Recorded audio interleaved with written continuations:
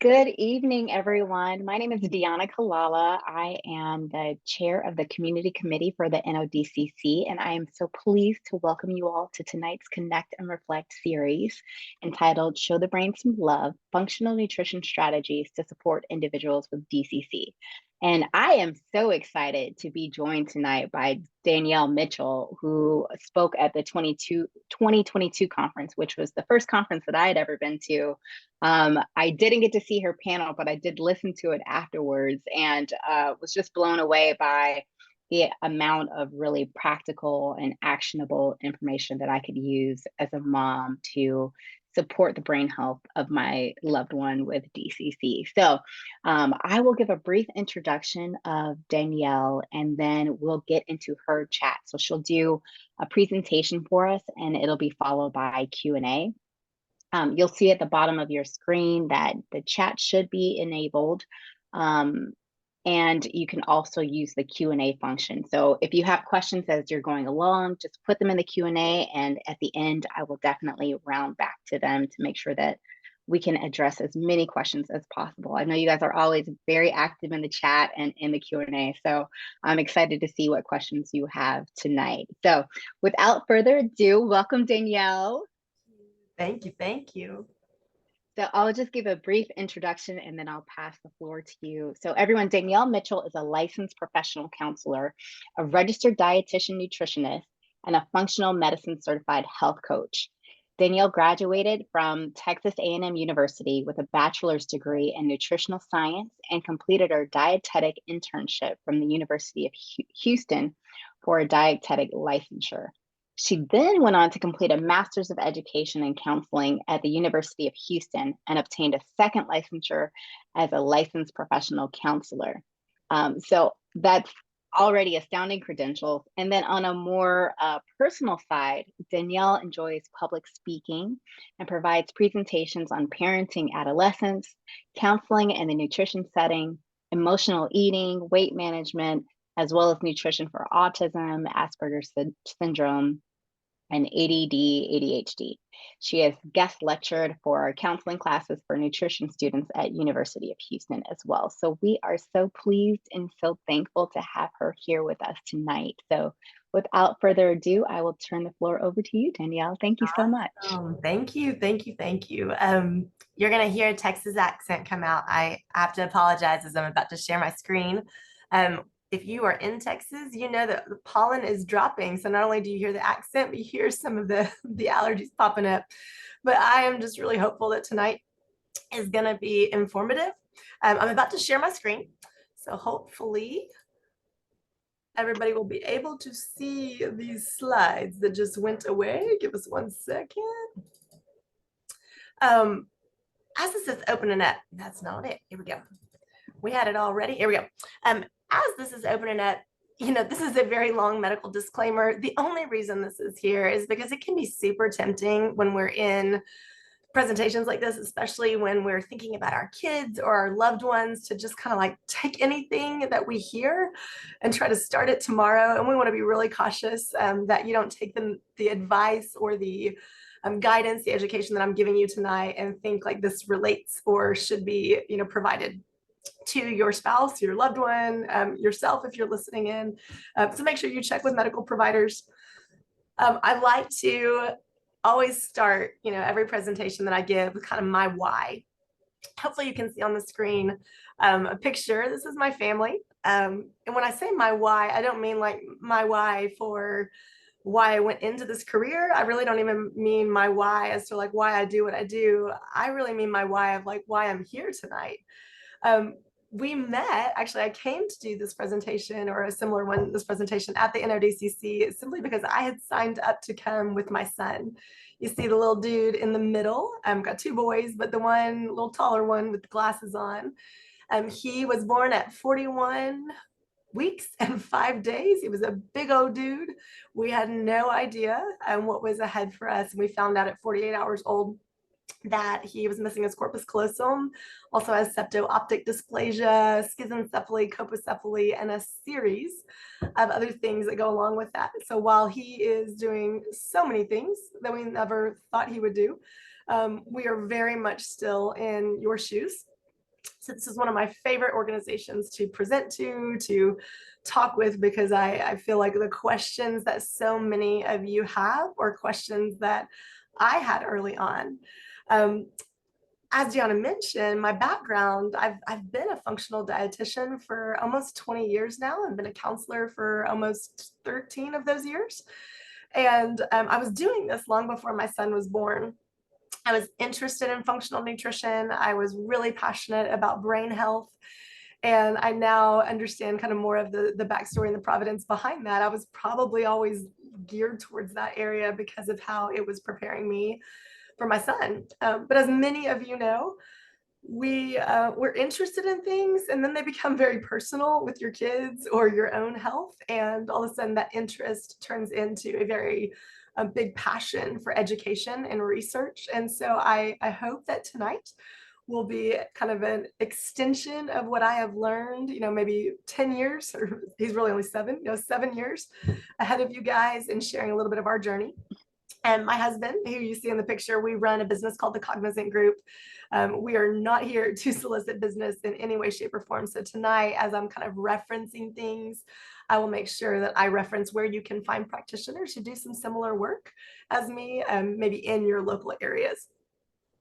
So if you are a part of the presentation in the summer, you'll see some similar slides. If you weren't there, this is going to be all new to you, but I want to make this fresh, for where we are today. But this slide is included in every lecture, every client that I meet with. I somehow reference this image. What I'd like for you to do, you may see words that sound familiar to you as you read them on this page, but what I'd like for you to do is draw your eyes' attention into how those words are laid out. You see the words pre-contemplation, and then there's kind of a spiral staircase that goes to contemplation, and then preparation, and then action, and then maintenance, and then termination. The reason why I bring about this spiral of change figure is because each of you sitting here in front of a computer screen are at different places in making changes when it comes to brain health and nutrition. And if you are a caretaker, if you are a spouse, if you are a parent, you may be at one stage of change while your ACC, or if that's not you, your DCC, ACC, or maybe at a very different spot. And so I want to be cognizant of that tonight, that as we're talking about some things, we may have people on this call that are really listening in this pre-contemplation stage. They may be saying like, is this even for real, right? Like, is this research-based? Who is this person? Do I even think there's value in making these changes? Versus we may have people who are like in the mode of doing some of this functional nutrition work for themselves or for their loved one. And so I hope tonight that wherever you are kind of in this stage of change, that we can help meet a need. And this is the second slide that I always come back to, letting people know that when we are making dietary or behavioral changes, we are looking to make those changes when an individual falls somewhere in this yellow learning zone or in this green growth zone. If we are trying to force a nutrition change, whether that is diet or supplement or exercise, if we're trying to force that change where someone feels like they are in the fear zone, if you see that kind of yellow, that fear zone, really what may seem resistant, what may seem like, oh, they're just, they're not on board with me yet, it really is because someone feels a certain sense of hesitancy in bringing about that change. And so it's very important that you're working with providers or counselors who are well aware of how to incorporate more changes and more challenges when someone is in that psychological learning zone and growth zone. The next page, I reference some of these things. We're talking about practical feeding tips. The first section of this presentation tonight, I want to just kind of help you enter into the world of how in this process does someone go about making changes, and maybe what are some of the challenges that you come up against. And then in the second half of our presentation, I want to get into the weeds, talking about really my passion, which is functional nutrition.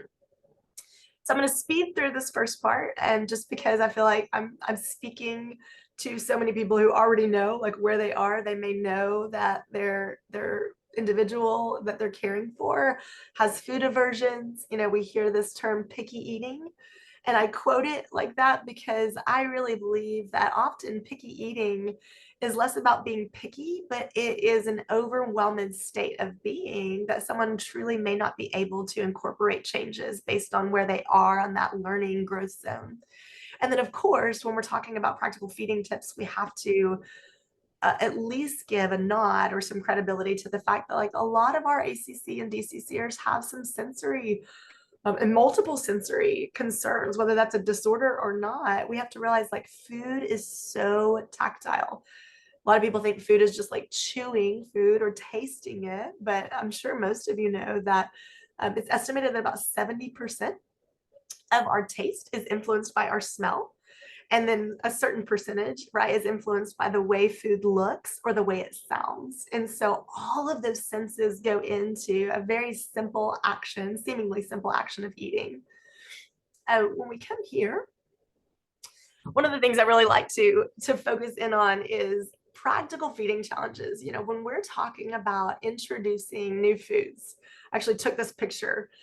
Someone screenshotted this on their Instagram, or excuse me, I screenshotted it on someone's Instagram story, and they said, "Look, I went to the grocery store today."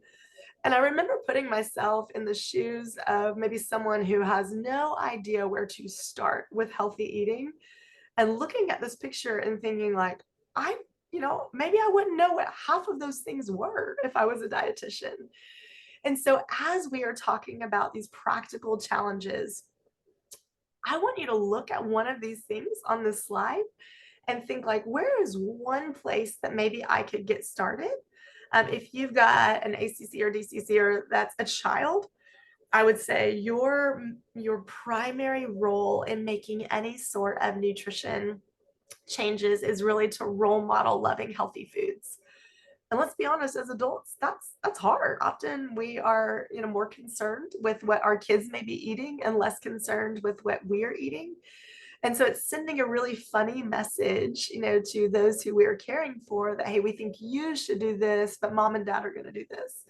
And so the greatest change I can ask families that I'm working with to make is really buy into this as a family, not buy into this because, you know, your loved one has a missing part of their brain and might benefit even more from functional nutrition, but really buy into this because you role modeling that may make it easier for them to adopt it as a change of their own.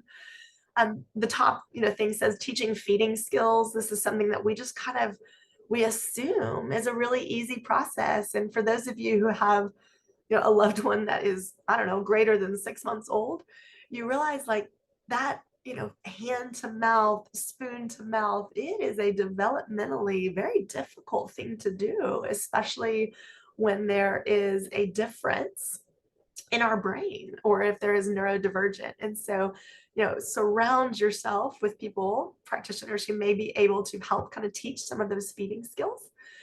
One of the other very practical tips that I love to encourage that just it teaches so much on its own is to spend time at a farmer's market or your food supplier. Now, I realize not everybody has access, you know, to easy farmers markets to show up at, but we all have access if we're creative enough to find it. We all have access to food suppliers, whether that is, you know, going to find out where maybe chickens come from, or excuse me, eggs come from with like a chicken,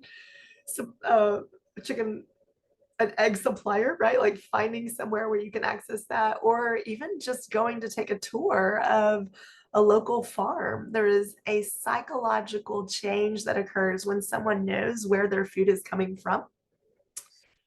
Also, another change that we make with adults and teenagers with ACC or DCC is we say, let's go to the grocery store, right? Let's incorporate some education about what these foods are and where they come from. But then let's also talk about like incorporating variety by maybe picking out a new vegetable once a week and then learning how to prepare that vegetable. And even if they don't eat it, it's exposure, or learning, how to prepare a certain type of protein or meat.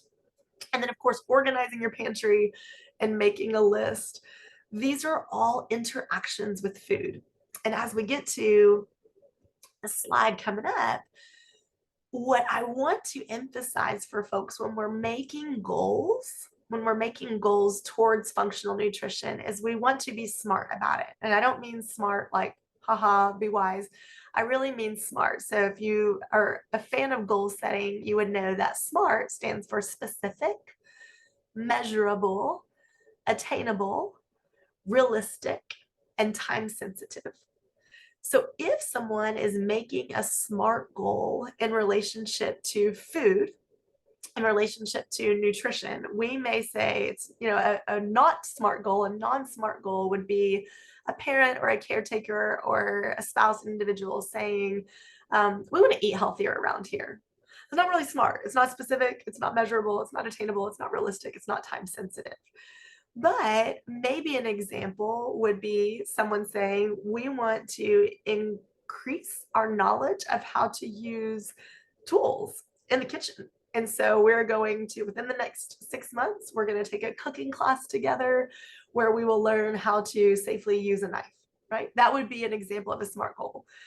Maybe another SMART goal that you may have after we get to the latter part of our presentation today would just be a specific, measurable, attainable, realistic, and time-sensitive goal of saying, I want to find a functional medicine or functional nutrition provider that may be able to walk me through how to get these labs or make these changes. Again, another example is starting a garden, again, like within a certain time frame. And I had one family I was working with, they said, Danielle, our goal here is just to disallow the terminology of those are good foods and those are bad foods. And I loved that idea. When I asked the family, why is that? Why does that strike you as the primary goal? And they said, we feel like maybe we have created language in our family that when our son, it was their son, when our son consumes, a seemingly healthful food and we call that good, then we're giving the perception that we think good about him, that he is somehow more valuable. Whereas when he eats junk food, that we call that a bad food, and that's like really conveying a message to him that his value is based on what he's eating. And I applauded that family. I said, I love that. There are healthy ways that we can categorize foods, but maybe not these polar opposites of good or bad. So this particular family, they came up with the idea. They said, what if foods are smart foods? What if, I think it was a smart food, an in-between food, and an empty food. And I really love that. There was a time and a place for empty foods, but foods that maybe have no nutritional value and that don't provide a whole lot of seemingly, beneficial effects on the brain, but they are relational or they are a part of a celebration. So those empty foods have their time and place. And the smart foods would be those that, in our context for the presentation today, we may say, hey, these may have more of a beneficial effect in the brain and with new neural networking. Don't worry, that's a big phrase we'll talk about soon. So as we're thinking about those SMART goals, by the way, this is my family at a farmer's market that at a rancher. We went, years ago, and we're like, let's just pick some produce. I can't build my own garden right now. And so let's go and hang out with the donkeys and pick our own produce. And we made a meal that night together. Tips for feeding. So again, we've got, maybe 30, 45 minutes for this presentation tonight. I'm not going to belabor every single slide. You can have access to these slides if you'd like to. I'll give you my email address at the end and I will send everything to you. But what I like to think about on this slide is really thinking about tips for feeding. So as we're looking at feeding, right, we have to think about patterns of likable foods. Also smile on this because I had to double check that likable was actually spelled correctly. You can spell it with an E or not, but this is correct according to the definition. These patterns of likable foods. We think about individuals who will look at their texture, taste, temperature, and time of day, and those are all considered in them adopting that food as something that they like. We also think about aromatic foods or foods that have a certain color. Each of the clients that I work with, they have a history with food. Maybe it's a specific memory that they don't like after trying a food. Maybe it's a certain smell that strikes them in a funny way. And so as a caretaker or as a spouse or a parent, we have to really learn the unique approach to feeding our loved one and making sure that we are staying within that comfort zone. We always want to introduce new foods that are similar to those that are already enjoyed. This is kind of a confusing topic. So someone said one time, like, can you give me an example? I'm like, well, sure. If we're saying, for some reason, I want my loved one to consume sauces, we really just want them to get more flavor and more variety, right? We're maybe going to start with something that they're used to, like ketchup, and we may move on to a tomato-based sauce, but we wouldn't want to move from like a ketchup to a curry, right? You with me? So new foods similar to foods that they already enjoy. And then we want to eliminate too many choices. The most common mistake that I see happen after I present to families about ways to incorporate more vitamins and minerals that we're about to get to is they will say, all right, we're doing it all tomorrow. So they go to the grocery store and they get all these new foods, and it really actually backfires because we don't want to offer so many things at the same time. It is overwhelming, and there's a big gap, right, in our brain and our loved one's brain's ability to say, like, okay, I'll give it a shot. I'll give it a shot. Kids are overwhelmed by too many choices and they refuse to eat. I would also say, as someone who has an intellectual, a son with intellectual disabilities, no matter how old he gets, he's a kid now, but I would say I think he will always be overwhelmed with too many choices. And so I lovingly simplify that for him and giving him a choice between this or that for the evening. With new foods, I want to encourage caretakers to introduce a new food by repeatedly placing it on the plate or near the plate at mealtime. And I emphasize the word without encouraging them to eat it. I know that that is hard. I have 4 children, and it is so challenging for me to make a meal and then to watch that meal not get consumed in its entirety. It is so hard. What I want to encourage people to do is to think about making the majority of the meal as something that your loved one will consume, right? But then adding a new thing to that meal. So if they don't consume it, you're not wondering, like, are they gonna get full? What you're doing is you're focusing on the exposure. So what we like to see happen is we want to expose a child or an adult, for that matter, to a new food item 1 or 2 times a day for 2 to 3 weeks. So again, like, keep this simple. As we get to the slides that talk about introducing essential fatty acids or vitamin D, you may want to just jot down, like, what is the food going to be that we introduce, and let's just focus on that food introduction or that nutrient, if you will, for the next 2 to 3 weeks. Always, always, always sit down with your loved one, pair that with a parent or another child when enjoying that new food item. It is a trap that all of us fall into. We think, like, well, I'll just give them their dinner or their snack while I'm getting some things done. I can tell you that children themselves are so social when it comes to food, but in the Corpus Callosum community that I find myself in pretty regularly, I would say I think the relational aspect of eating is magnified in this community. So pair them with another child or with you or another parent to be able to enjoy those food items. I'm going to skip through this pretty fast because some of this you can go back, but I do want to highlight just one of the things that says only expect an individual with an intellectual disability or a missing corpus callosum, only expect them to sit still for a few minutes. The average child, like the research shows us that really the average toddler and elementary school age child can at most sit still for dinner about 10 to 12 minutes, depending on who you talk to. And so I really like to ease that up on our family and say, like, we're going to maybe expect a sitting still dinner for 5 minutes, maybe, right? And then at that point, we can stand up at the table. We can maybe do something active around the table, but we don't require like a 20-minute sit down.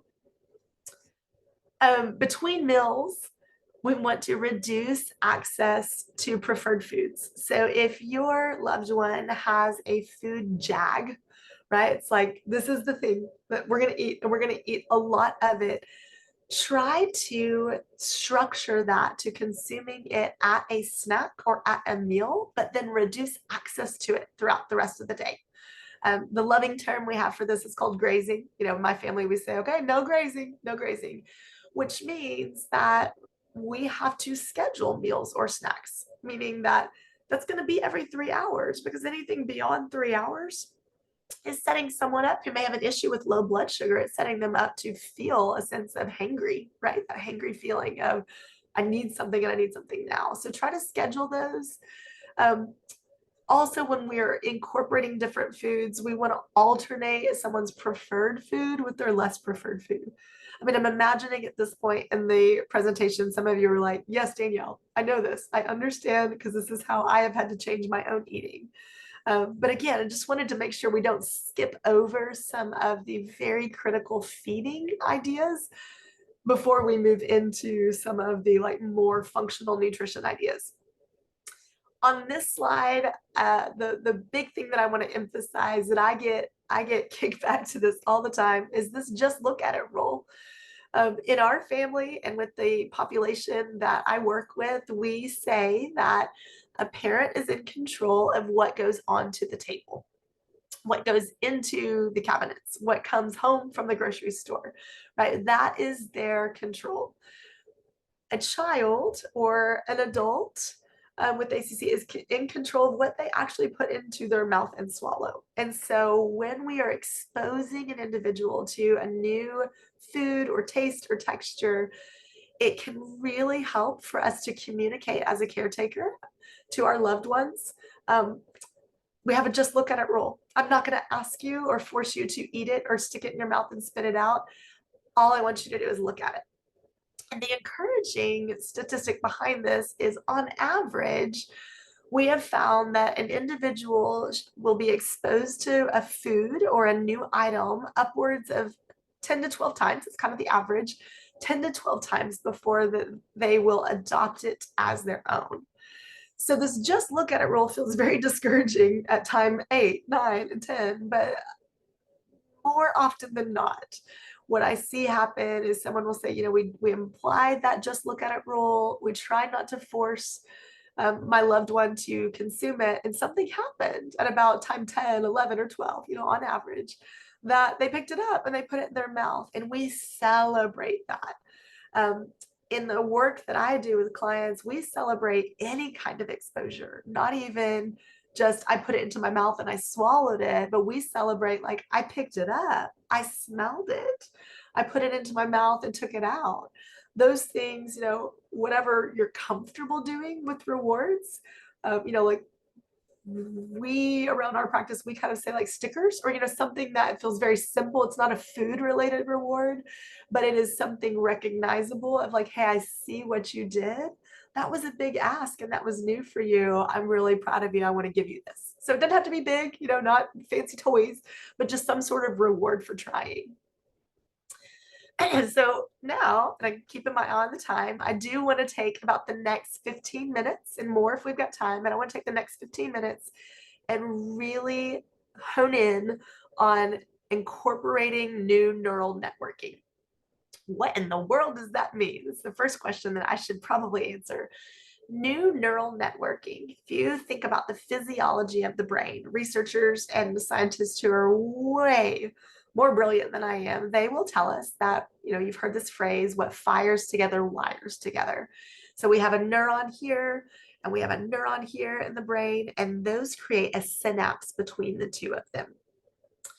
In our population, again, I say our because this is my family, this is my son, in agenesis or dysgenesis of the corpus callosum, When we are missing that corpus callosum, we are doing anything and everything to support the neural networking in the hemispheres that are functioning, right? So I'm not suggesting that eating these foods I'm about to talk about, or these nutrients, that we are somehow going to rebuild the bridge. I'm not suggesting that. What we're talking about is strengthening the neural networking that we've got and really facilitating. This is kind of where we came up with loving the brain, really facilitating a nourishing aspect in how food supports and heals in a lot of situations, how it heals those neural networks.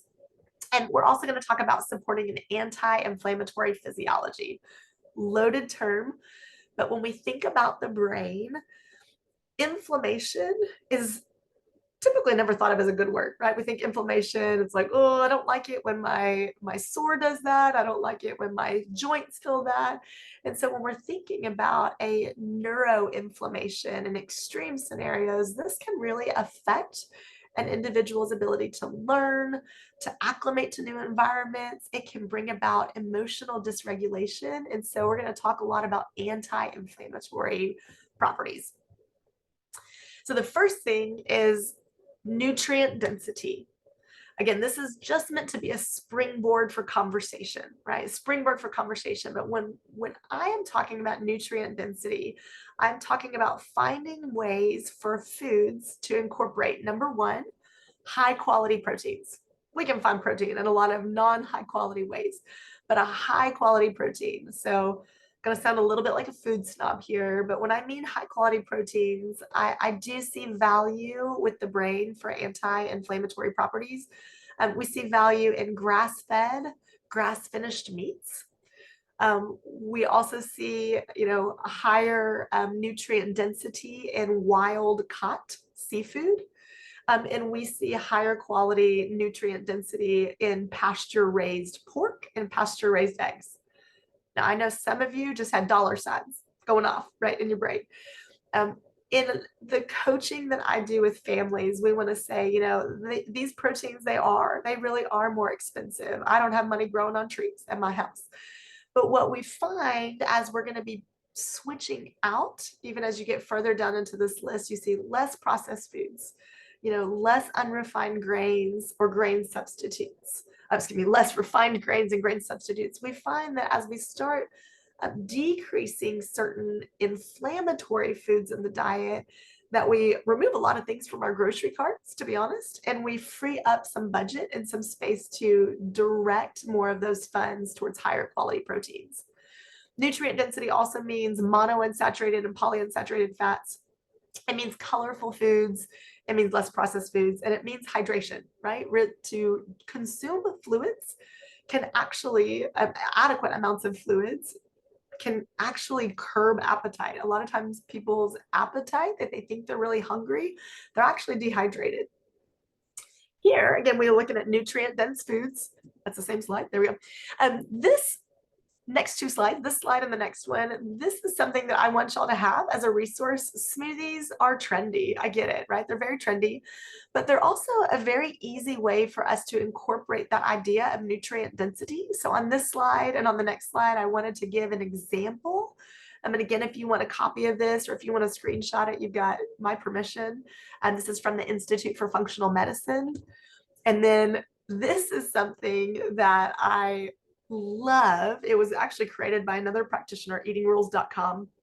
And I love it because so many people say, I don't like smoothies. And I'm like, no, you just don't like the smoothies that you have tried. We can find a smoothie that you like.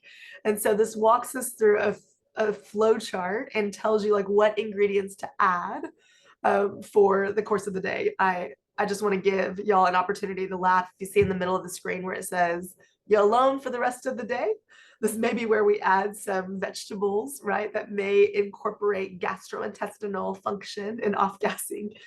So this is a wonderful way to kind of walk through this with your loved one and give them some ownership over the thing you might be creating with and for them. This is another smoothie that we worked through the Institute for Functional Medicine, kind of looking at a brain smoothie. Again, the concept behind this is it's just a recipe that incorporates antioxidant-rich blueberries and grapes, dark leafy greens, and we make them taste good. Olive oil to get that monounsaturated fat, turmeric as an anti-inflammatory, and citrus is an orange, right? And it actually tastes good. But we see, you know, again, we sometimes have to switch up according to the person. Some basics of omega-3 fatty acids. Omega-3 fatty acids, or essential fatty acids, really are the building block of neuronal connections in the brain. So this is one of the biggest places that I start with families, is just checking to see, is your loved one getting enough essential fatty acid? And is it more omega-3, which is considered anti-inflammatory, or is it more omega-6, which is considered pro-inflammatory? I'll show you a test that we run in our practice for individuals to take a really quick blood prick test.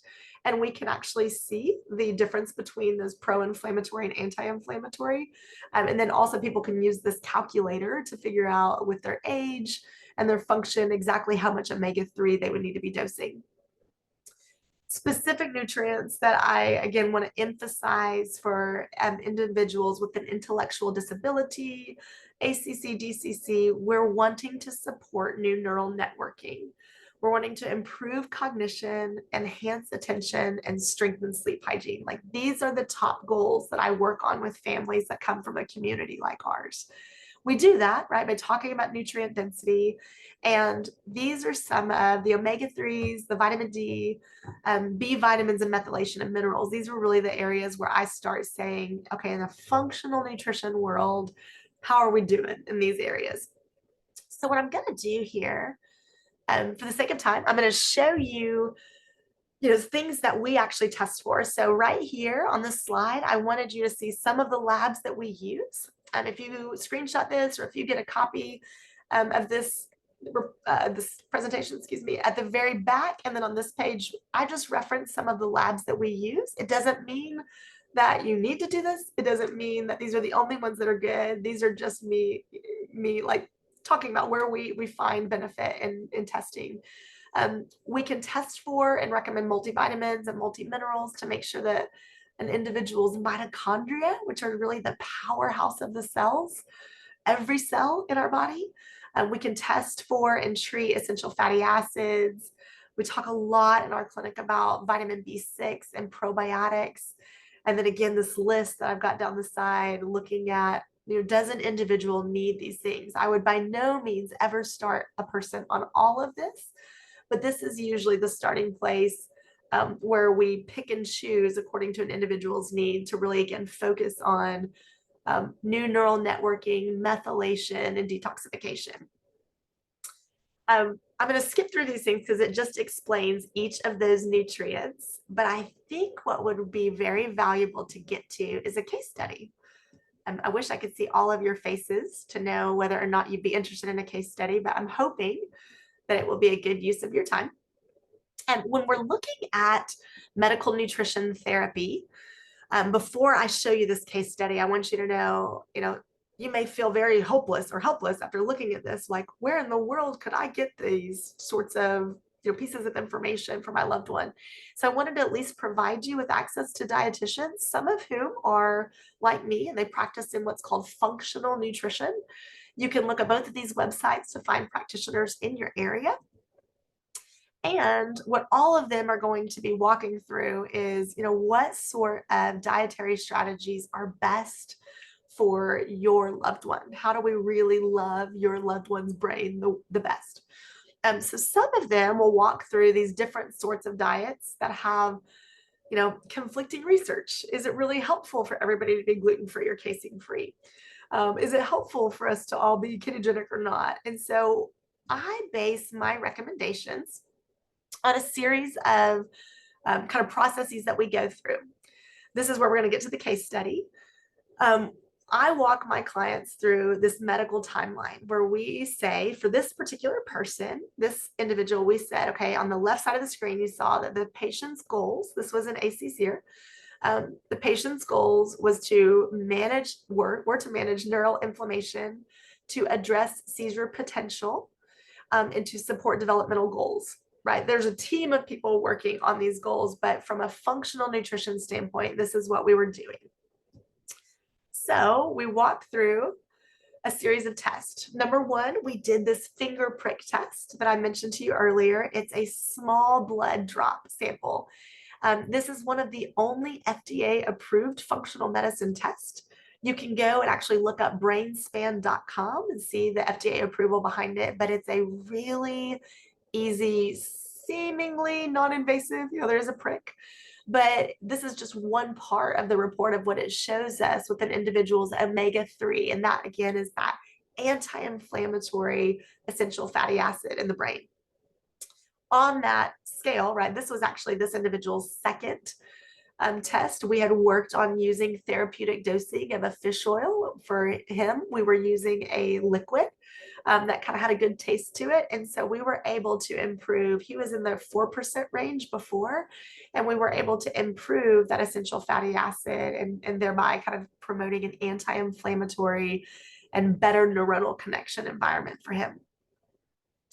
The other thing that we did is we talked through a lot of dietary strategies and removing some of these pro-inflammatory foods from his diet. We had to take some time to do this as a family, to walk through these things and say, okay, how do we make sure the child still has fun, right? Still has things to eat at a birthday party, still has a healthy relationship with food.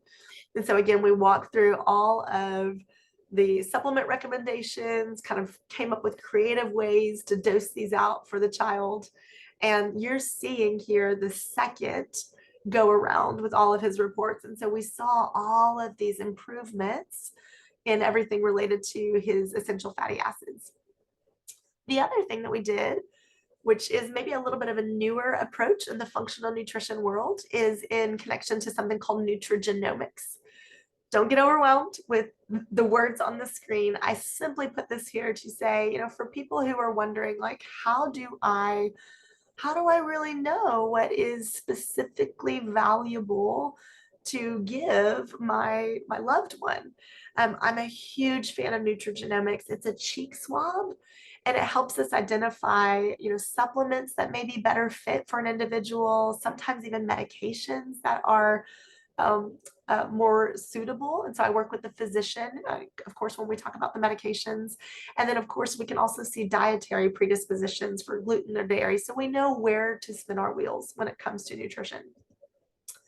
And finally, on this little guy, he was having lots of gastrointestinal issues, a lot of bloating, a lot of abdominal distension, had seen a GI doctor, and that GI doctor was like, it just doesn't seem to be anything wrong. And so we did a stool test for him. And again, we worked with his pediatrician, but what this stool test shows me, or shows a practitioner who knows how to read through it, is that he had what's called dysbiosis. It's just an overgrowth of bad bacteria in his gut. And when that's present, it's stealing nutrients from the rest of his body. In our situation, we're most concerned about like what his gut is getting usually means his brain is not getting that. And so we worked on using some good probiotics and gut healing protocols to support his digestion and to eliminate all of these dysbiotic bacteria. And this guy, the family, they were in. I don't ever run all of these tests for all of my clients, but this particular family, over the course of our work together over years, said, we want to tackle each aspect. And so we did a food sensitivity test for him. He was having a lot of sleep apnea and breathing. There was a lot of sinus and congestion going on, and that lack of sleep was affecting his brain. And of course, that not sleeping affects the brain by we're not giving the brain time to make those connections. And so we really focused on removing some of these sensitive foods for him for a 6-month period of time. For some of them, others were 3 months, and it allows the body time to replace and turn over its white blood cells to then be non-reactive to those foods once there's a time of healing. So he did so well after all of these things, but this was the summary of his very first micronutrient test that we ran. He had all of these B vitamin deficiencies, which again are so critical for brain health. And so at this point, when we saw these deficiencies, we were able to put him on a vitamin B complex. We lovingly call it a mitochondrial cocktail that we mix in with some juice or some applesauce. And he was a trooper, was able to take all of it, and we retested him. I don't have it here, but we retested and found all of his micronutrient levels to be back in a normal range. So again, things we're not going to talk through. I want y'all to have this on your slides. For the sake of time, we're not going to go through artificial food dyes, but where I want to wrap up, and then again, we'll get to questions. I just want to make sure we have time for that. I want to wrap up on this. Make small changes, get support, be very practical. And most of the time, I can say to the families that I work with, they're so concerned or focused on treating the patient or getting the patient what they need that I see really tired mamas, really tired dads, really tired spouses, really tired siblings. And so take care of yourself in the process of doing that, right? Like maybe think about some of these changes and how they may love your brain and love your body in that process. So I'm looking at the time, Deanna. I see that it is 7:45. And so I want to make sure that I wrap up on time for us to have that. But again, here's some resources that you can all have. Should I stop sharing my screen now? Let's see. There we go. Awesome. Well, the first question that we get is just a credit to what an incredible presentation this has been. They asked, will the slide deck be shared? So I will definitely send out, it's okay with you, so I'll send out Absolutely. to all of the attendees the copy of this. I would have shared them earlier. All I need to do is take out that picture of my family so it's not disseminated around the world. But after I take that out, you can share it. Absolutely. Excellent. Excellent. And definitely want to say thank you so much for walking us through not just the practical day-to-day of like, how do you get them to ingest the food, but what also should you be feeding them as well. So you guys, if you have questions, feel free to put it in the Q&A or in the chat, and I will make sure we bring it up. But I, of course, always have questions just I love that. myself as well. Yeah. And I want to say that it was a lot of information tonight, right? And you do suggest that we start small in terms of implementing all of these changes, right? So what would you say would be like the best place to start? Yes, y'all. I went back and forth in my mind of like, do we start with that case study? And I didn't, because if I was in people's shoes, I'm like, that's very overwhelming, right? Like, whoa, where do we get the lab? So truthfully, if I just went home tomorrow, if I didn't know any of this stuff and I just attended this presentation tonight and I went home tomorrow and said, okay, like, what is the one thing that I could do? I really think omega-3 fatty acids are such a powerful and such an easy change that we can make. Of course, people are probably expecting me to say, go home and get rid of all your junk food, right? Sure, do that if you're motivated, right? But I do think that omega-3 fatty acids, omega-3 fish oil really is what we're talking about, but a very clean, very good brand of fish oil, I think can, number one, protect some of the effects that maybe not so, what do we call it before, empty foods, that those empty foods may have. It can kind of protect from that. And then it can also do so much for attention, focus, right? New neural networking. So I know there's a lot we talked about today, but if I could just do one thing, that would probably be it. And so sticking on that, can you tell us what brands you recommend? And then also someone asked any ideas on how to get a child to take fish oil? Should they mix it with a drink? Or I'm sure the brand kind of really affects also like. All right, so here, I feel the need to say this. It sounds a little cliche, but I really mean it. Like, I don't get any kickback from any of these companies. I'm not affiliated with any of them. Nobody hired me to say this. If I was just going to the grocery store, you know, if I'm not working with a practitioner, I don't have access to a practitioner grade brand of supplements, then I would probably default to Nordic Naturals. Nordic Naturals has a gummy. A lot of those gummies, I know what some of you are thinking, oh, there's so much sugar and there's artificial food dyes. Nordic Naturals was within the last year or so has come out with a 0 sugar gummy that tastes good. Most people with sensitivities are willing to consume that. So that's my, like, if you got to go for the grocery store, get it there. Ideally, I love the brand Biotics Research. And the reason why I default to them as a liquid or as a gel, they have both. They have a liquid and they have a gel cap. I default to them because I've had the opportunity to speak with them and tour their facilities, and they are sticklers about what's called molecular distillation to make sure that there's no heavy metals from the fish in the sea that these oils are coming from. So again, with our population just being so sensitive, right, to toxicities and heavy metals, like we don't want any of that in the brain. So that's kind of one of the reasons I default back to them. How to get them to take it? The earlier, the better. If you've got a baby that is just starting to eat solid foods, you will be shocked and surprised how willing that child is to eat fishy tasting things. Like kids that start early really love it. So start early.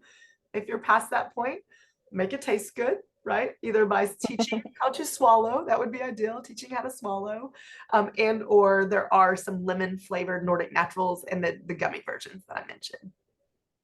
Yeah, awesome. Thank you so much. And we had some comments in the chat that cod liver oil is also really helpful. And there's a strawberry flavor one. I'm so thankful. I just saw Iris's comment. Natural, so Nordic Naturals cod liver oil, the strawberry flavor is a great way to go. Cod liver oil also has vitamin A in it. And so sometimes we need more vitamin A. Sometimes practitioners are like, "Ooh, been on it too long."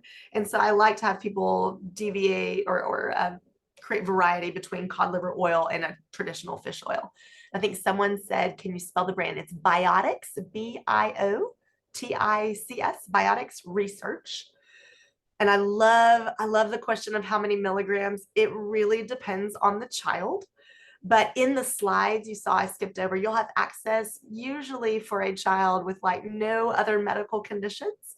I would say a minimum of 500 milligrams split up. 250 of that needs to be EPA and 250 of that needs to be DHA. Now I say minimum. I have had patients that I've been caring for, they're under my medical care, right? And I will dose them up to 3,000 milligrams. So we can go higher than that, but a minimum. A lot of cheap kids versions, they're like 150, right? We really need 500 milligrams total together. Great very helpful. Okay, and now there's a very interesting question here. I've never had anyone give you a pick two, but if you had to only pick two, what two foods or supplements would be your top choice for anti-inflammatory and two for omega-3s for a 7-year-old? Anti-inflammatory and omega-3s, is that the two? Yeah. Two for each of those categories. Yeah. I'm actually smiling because when I listen to podcasts and they interview people and they say, if you were on a desert island, what supplements would you take? I've never been interviewed on a podcast, but I'm like, I know what I would say. Now I get the chance to say it. We didn't talk about it today, but there is an ingredient called palmitoethylenolamide. Don't write that down. PEA for short.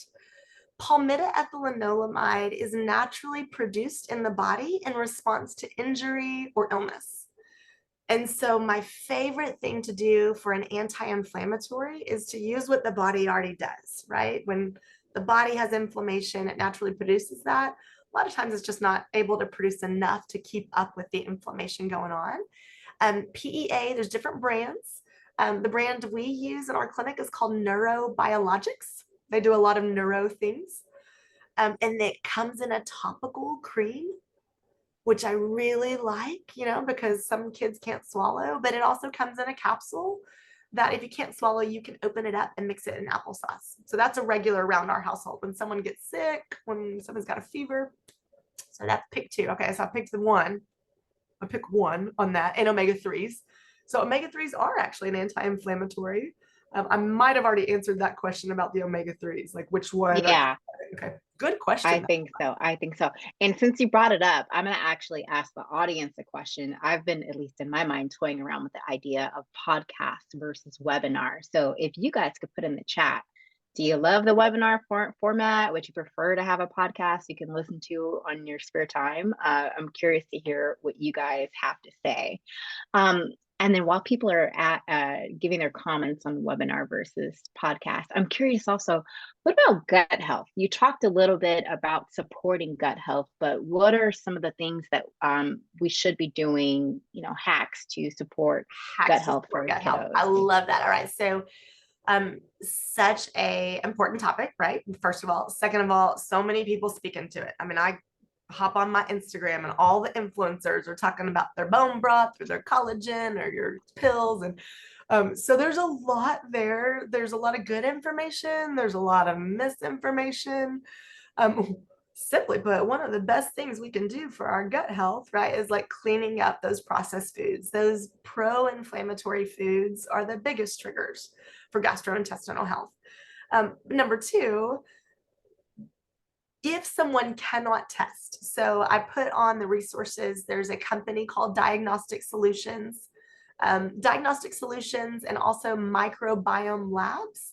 They have spent a lot of time, a lot of research looking into how to do stool testing where we can actually get a snapshot, a picture of someone's intestinal health.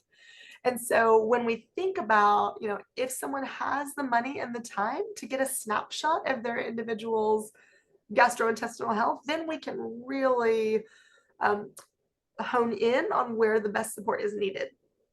If we don't have that money and time and access, then what I would recommend someone do is consider getting on a very new but very well-researched line of probiotics. They're called spore-based probiotics. And a spore-based probiotic is not specific strains. There's like 200,000 really of like all these strains. And when we're taking one probiotic that has 30 of them, we're not really helping all that much long-term. But a spore-based probiotic is derived from the soil. And the research we have on it really shows that it increases microbial diversity. I know I'm talking a lot of jargon here, but that would probably be the big thing that I would do is, right, like lower pro-inflammatory foods. If you can do stool assessments or stool tests to see where your gut is. Immunoglobulins or colostrum are also a really big deal, for those babies that are breastfeeding, or we have access to supplemental colostrum for babies who are not breastfeeding. I think that's huge, really, in those early years to preserve the gut health. And then that spore-based probiotic. Okay, very helpful.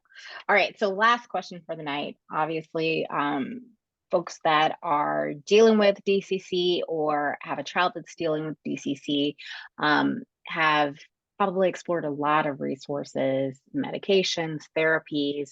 Can you talk a little bit about how this functional nutrition approach really intersects with those other things that they might also be doing, like therapies or medicines that they might be taking? Let me really concede, like, of course I have a bias on this, right? Like, of course I've got a bias on this, but if I could step out of my professional role and just be a mom in this moment, I would kind of be hearing this information and thinking, all right, if I'm going to all these therapies, occupational therapy and speech therapy, and if we're going to all of these therapies and all of these links and efforts to help our child's brain and body do something that maybe it needs support in doing, the way that this connects is it's facilitating an easier time for the brain to be able to do that, because the brain is getting the nourishment that it needs. So I use that word all the time in my sessions of like, we're really focused on nourishing the brain. What does that mean? Nourishment, if you look up the definition, right, is to like give everything necessary for well-being. So if we think about a child's brain or an adult's brain going to therapy, whatever kind of therapy that is, speech, language, OT, PT, right? Like it's going there. If it doesn't have the support that it needs, the brain, it may be able to do the thing. But if it has the nourishment that it needs, it might be able to do the thing quicker. And I'm not about quick, right? We're not really talking about quick, but maybe more efficiently is the better way to say it. It may be able to do those things, right, with less strain or less demand on it. Again, I'm biased, of course. I think everybody's like brain benefits from functional nutrition, but I think the research also shows that. Yeah, that's so helpful. So I said that was the last question, but we have, I think, a really straightforward one that was just asked.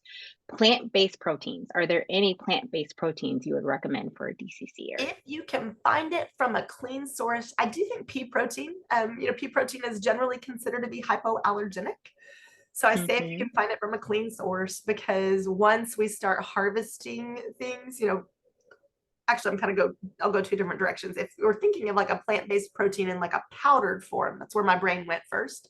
Then that would be where I would say if you can find it in like a clean form of pea proteins, But I support individuals all the time who are vegan or vegetarian, and they say, hey, I need to make sure I'm getting adequate sources of protein. And so legumes, right? Nuts and seeds, a non-genetically modified source of tofu or soy. I'm not a big fan of like the GMO kind.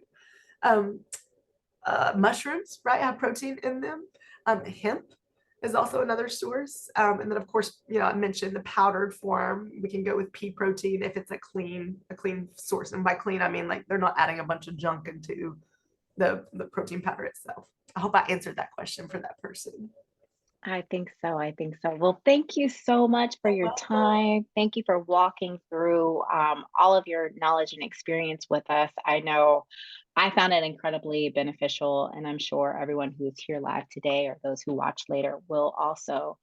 So we're so thankful to have you as part of our community, and we look forward to talking with you again and again in the future. Thank you so Everyone who joined tonight, thank you so much for attending as well. If you have any questions or comments about NODCC or topics that you want to see, feel free to reach out to me at community@nodcc.org.